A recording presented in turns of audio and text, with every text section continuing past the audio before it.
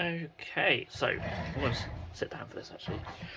This is White Dwarf for September 2022, issue 480. Hope you can see that. Alright, so I had to use someone else's desk for this one, and I've got 3D printers on in the background, so I apologise if there's any noise. I apologise if the lighting's not as good as normal. Should be right. It looks alright. So, yeah, let's get straight into it. Nice little cover here on the subscriber issue, and we've got all the contents on the back. So X marks the spot. So a little map campaign for Warhammer 40k, and we'll see these little things for the map campaign later on. We've got our contents and the contact, which I just love looking at all the beautiful miniatures. And we even have a nice little poem, which is really cool. I'll try not to knock the camera mount. Lots of purple, if you're a big fan of purple and pinks. Magnus, absolutely ridiculous. That is phenomenal. Just the smoothness of the colours is just incredible. And no wonder that is model of the month. Some really cool spirit hosts. I love the red on the Cypher Lords. I've never seen them in that sort of colour scheme before, and they look fantastic. Now I really like the conversion with the flag as well. That's really cool. Harlequins are stunning. Love the Broodlord actually. That colour scheme is crazy. A whole army of that would be amazing. It was like Sorcerer, really awesome. Crimson Court, really amazing stuff. As always. Well, to Warhammer, in a galaxy of war and madness, are there any good guys? It's an interesting question, isn't it? Especially in 40k. Because no one's really good in 40k. Speaking of which, we have 40k section. So we have a bit of Flashpoint Nephilim, Regal Reckoning. So, loads of fluff, as always. I apologise, none of the Flashpoint stuff interests me whatsoever, so I don't know much about it, I'm afraid. But here we have our little campaign rules with the little map tiles, and we'll see them. They actually come with White Dwarf, so we'll see them later on. So all stuff about how to use them, and essentially I think they're meant to sort of represent a city, and there's all different parts of a city that you take, from what I can understand. And then by flipping the cards over, I assume that shows what each one is. Really cool. And here's the first one. So yeah, we've got all these little things here. I guess you just cut that out. As nice as it is that they put these things in, it does make turning the pages really annoying because they spring back up on it. I did like it when they had some of them separate in like some of the previous issues, and I think they should have all these sort of card things just separate, but there you go. Echoes from the Warp. How flow can benefit you on a battlefield. I love the sort of background they've got there and alongside there. I know it's got absolutely nothing to do with the actual content, but it's a beautiful graphic. You can tell I'm into that sort of shit.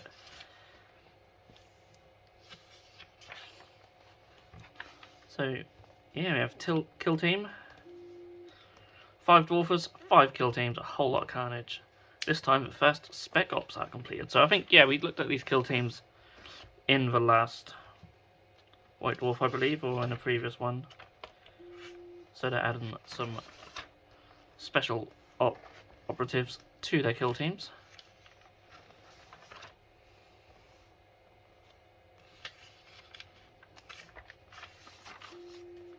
There's little bits of terrain as well. Medals and bandages for all. I like that.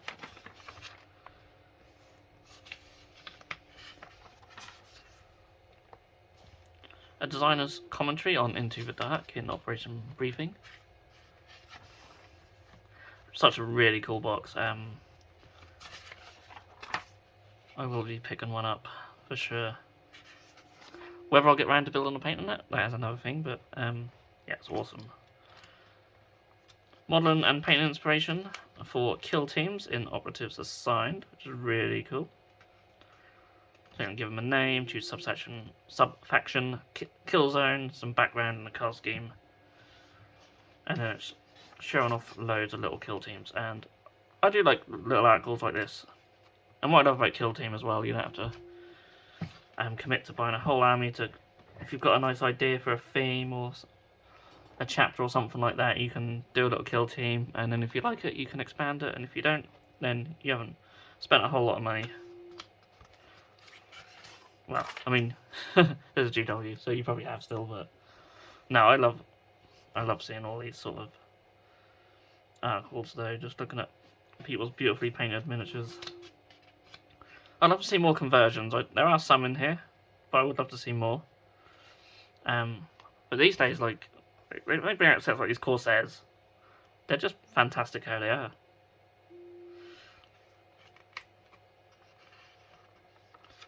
But, you know, Kill Team does open up lots of opportunities for conversions as well. And we have some more of these cards here as well, so...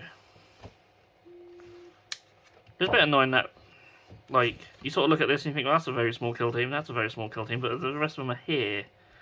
I don't really like that. But these Tau are absolutely magnificent. Absolutely magnificent. Probably my favourite one in this whole article so far. Fantastic.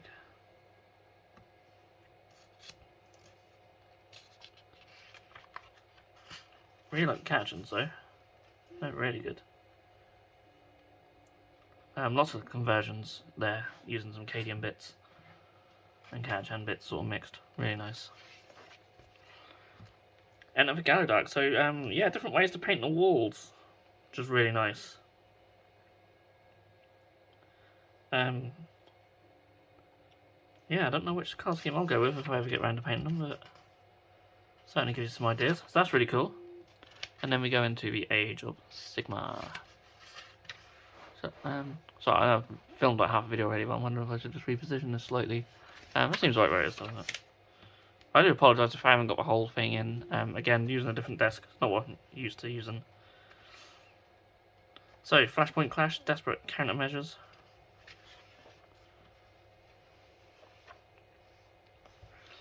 Savage Retribution. Stormcast Eternals take on the Oryx in a brutal campaign.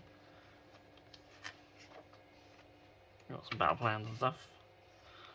That's pretty cool. Oh. Yeah, I thought I missed a page there because we've got rules of engagement. Are you a pitch battle general or a casual commander? I think even a lot of our casual players still like to use points and stuff like that. Not bother with open play. I don't know if that's what I was asking, but there you go. And we have a Warcry column. Warcry is back, and this time it has its own column. So this is talking about a lot of changes in the new Warcry, and I do love Warcry. I'm showing you some of the old stats compared to the new, mostly points changes, and they've dropped the wounds characteristics of a lot of characters. Not sure if I'm happy about that or not, but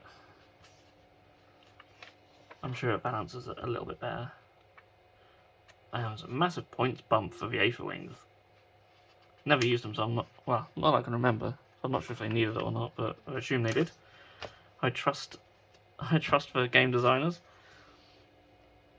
So for Warhammer Underworlds, we're looking at a load of warbands. Painted by you, our hobby-loving readers. So these are all warbands that have been sent in. Again, it's just more miniature porn, which I certainly approve of. Silver Effort, stunning. I love the colour scheme for these, for the Wormspat. Like the blue is just so striking, and then that yellow, amazing. I may have even seen these online before. But incredible. Lots more Wormspat there. I must get them actually, because they are just stunning miniatures. They're still available, of course. Yeah, so loads of warbands. Another Wormspat. They do look good in blue, don't they? Yeah, I do quite like Underworlds. And I love the miniatures in it. There's a lot to keep up with though, and they do seem to. Each time there's a new sort of season, the old ones just seem to disappear, which is a shame. So heavy metal brush tips, all about Techless. Look how he used to be. Now look at him. Not a huge fan of the miniature. Like if he was riding that thing, I would love it, but I just don't like the whole floating up beside it. That's just my opinion. But still a beautiful miniature. So loads of like paint swatches. Focus on the base as well.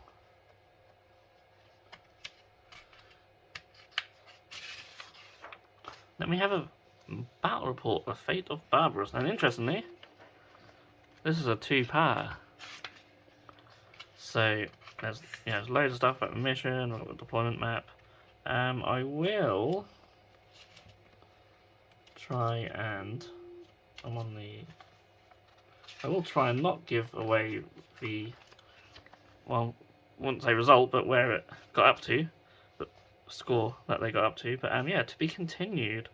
Don't recall ever seeing that in a battle report before, but this is quite a large one. So we've got a Grom Brindle short story, really cool.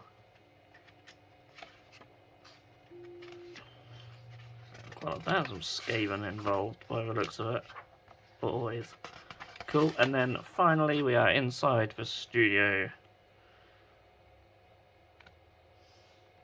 So there's been a campaign for Age of Sigmar. That's their big campaign map, that's really cool. Some more miniatures, some more hobby bingo on the go. Really nice stuff. I love the Wind Riders. And then we've got some dragons. Next issue, The Great Stomp Part 2. So yeah. A good one if you like just looking at really beautiful miniatures.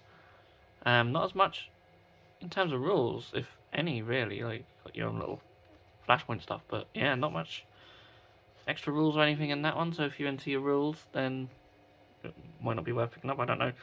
I try not to give too much of an opinion. I'm not here to tell you whether to buy it or not, I'm here to just show you what's in it, and then you can make up your own choice from that. So yeah, if you've got this far, thank you so much for watching, and please do feel free to give a video a thumbs up if you liked it. And I do ask, don't give it a thumbs down if you didn't like the White Dwarf. If you don't like the video, fine, but if you don't like White Dwarf, it's not my fault. But yeah, I'll see you all again in the next video. Thanks for watching.